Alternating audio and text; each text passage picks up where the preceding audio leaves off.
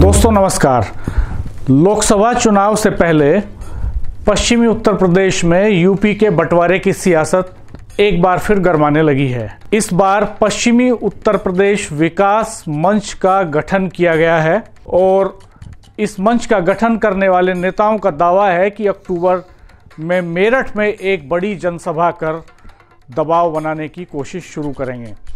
UP waste के नाम से एक व्हाट्सएप ग्रुप भी बनाया गया है जिसमें लगभग 900 लोग शामिल हैं। पश्चिमी उत्तर प्रदेश विकास मंच का एक फेसबुक पेज भी रिलीज किया गया है। गाजियाबाद में इसकी कोर कमेटी की 26 तारीख को एक गोपनीय मीटिंग हो चुकी है और इस मीटिंग में तय किया गया है कि सभी जिलों में जल्दी ही यानी कि सितंबर महीने में ही कोऑर्डिनेशन कमेटियां बनाई जाएंगी और यही कमेटी हर जिले में इस पूरे मूवमेंट को लीड करेंगी। दरअसल पश्चिमी उत्तर प्रदेश को अलग प्रदेश बनाने की मांग लंबे समय से चली आ रही है। गाजियाबाद के होटल पैसिफिक में 26 अगस्त को हुई इस मीटिंग की अध्यक्षता तेजपाल सिंह कर रहे थे और बैठक में सर्वसम्मति से तय किया गया कि पश्चिमी उत्तर प्रदेश में जो बेरोजगारी, चिकित्सा, शिक्षा, कानून व्यवस्था, अर्थव्यवस्था, उद्योग और व्यापार से जुड़े सवाल हैं, उनका हल तलाशने के लिए अब पश्चिमी उत्तर प्रदेश को अलग प्रदेश बनाने के सिवा कोई विकल्प नहीं है। हापुड़ के कारोबारी विनय बंसल इस आंदोलन को नेतृत्व देंगे और जाट आरक्षण आंदोलन से सुर्खियों में आए यशपाल मलिक भी प्रदेश विभाजन के इस आंदोलन से जुड़ेंगे।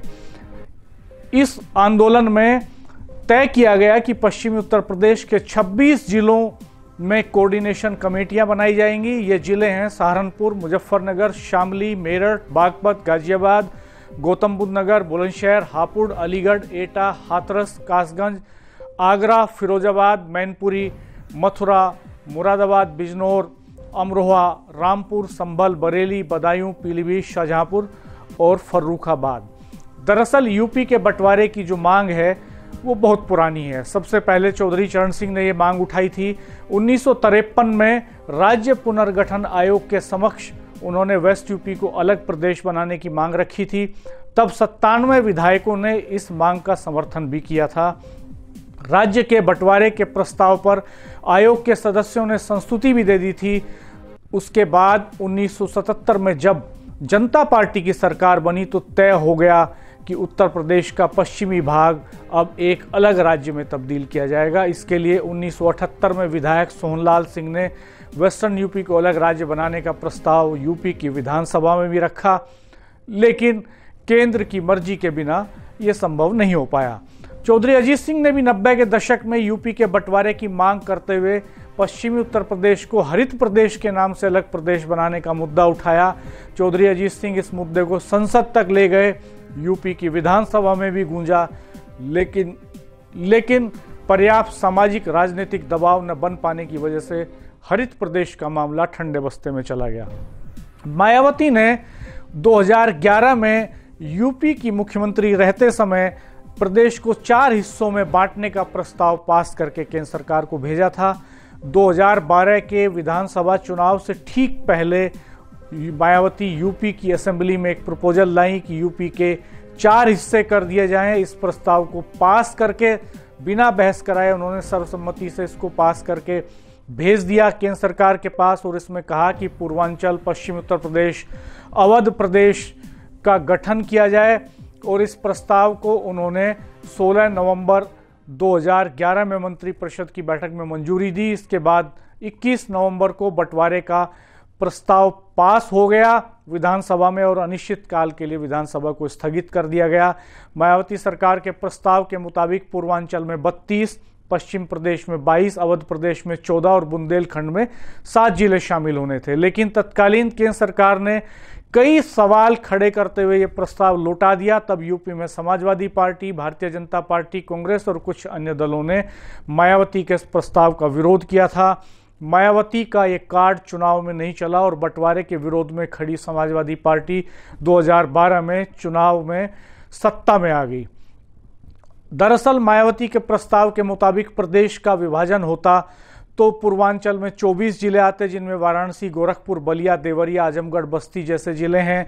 इसी तरह बुंदेलखंड राज्य बनता तो 3 मंडल झांसी, महोबा, बांदा, हमीरपुर, ललितपुर, जालौन जैसे 11 जिले शामिल होते। पश्चिमी उत्तर प्रदेश अगर अलग प्रदेश बनता तो आगरा, अलीगढ़, मेरठ, सहारनपुर, मुरादाबाद, बरेली जैसे मंडल इसमें शामिल होते। अवध प्रदेश में लखनऊ, देवीपाटन, फैजाबाद, इलाहाबाद, कानपुर इसका हिस्सा बनते। मायावती के प्रस्ताव पर केंद्र सरकार ने तब कई सवाल उठा दिए थे।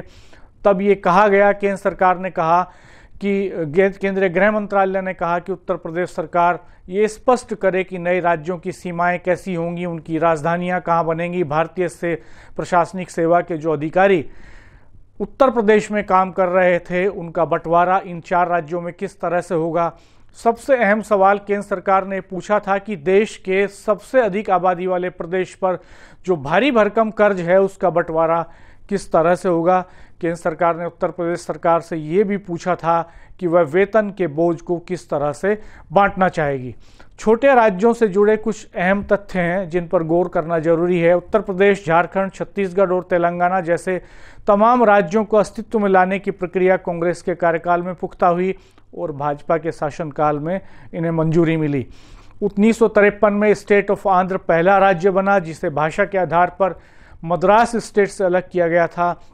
इसके बाद दिसंबर 1953 में जवाहरलाल नेहरू ने न्यायमूर्ति फजल अली की अध्यक्षता में पहले राज्य पुनर्गठन आयोग का गठन किया था। 1 नवंबर 1956 में फजल अली आयोग की सिफारिशों के आधार पर राज्य पुनर्गठन अधिनियम 1956 लागू हो गया। भाषा के आधार पर देश में 14 राज्य और 7 केंद्र शासित प्रदेश बनाए गए। मध्य प्रांत के शहर नागपुर, हैदराबाद के मराठवाड़ा को बॉम्बे स्टेट में इसलिए शामिल किया गया क्योंकि वहाँ मराठी बोलने वाले अधिक थे। त्रिपुरा को असम में भाषा के आधार पर अलग किया गया, तो मणिपुर, मिजोरम, अरुणाचल प्रदेश और नागालैंड का गठन भी नस्ल के आधार पर किया गया। 2000 में उत्तराखंड, झारखंड और छत्तीसगढ़ को अलग प्रदेश बनाया गया। यूपी एक बड़ा स्टेट है और जिसकी आबादी लगभग 25 करोड़ है। एक छोर से दूसरे छोर की जो दूरी है वो लगभग 1100 किलोमीटर से ज़्यादा है। ऐसे में विकास योजनाओं को गति देने के लिए, प्रशासनिक व्यवस्थाएं बनाने के लिए, आम जनता को सहूलियत देने के लिए इसे बांटने की वकालत की जा रही है। यूपी का एक बंटवारा 9 नवंबर 2000 को हो चुका है, जिसमें भारत के मानचित्र पर उत्तराखंड राज्य अस्तित्व में आया और राज्य बनाने का जो अधिकार है वो केंद्र सरकार के पास है। केंद्र सरकार चाहे तो संविधान के अनुच्छेद 3 में ये प्रावधान किया गया है कि वो नए राज्यों का निर्माण कर सकती है, वर्तमान राज्यों के क्षेत्रों, सीमाओं या नामों के परिवर्तन कर सकती है। एक बड़ा सवाल हाईकोर्ट बेंच का भी है। पश्चिम उत्तर प्रदेश में हाईकोर्ट बेंच की मांग लंबे समय से चली आ रही है। अगर वेस्टर्न यूपी अलग प्रदेश बन जाता है तो हाई कोर्ट बेंच यहाँ स्वतः ही बन जाएगी। इसलिए इस आंदोलन के तेज होने की संभावनाएं प्रबल हो गई हैं और ये माना जा रहा है कि अगले कुछ महीनों में ये आंदोलन गर्म होगा। धन्यवाद, नमस्कार। चैनल को सब्सक्राइब कीजिएगा, बेल आइकन प्रेस कर दीजिएगा ताकि आपको नए वीडियो अपलोड होने पर नोटिफिकेशंस मिलते रह सकें।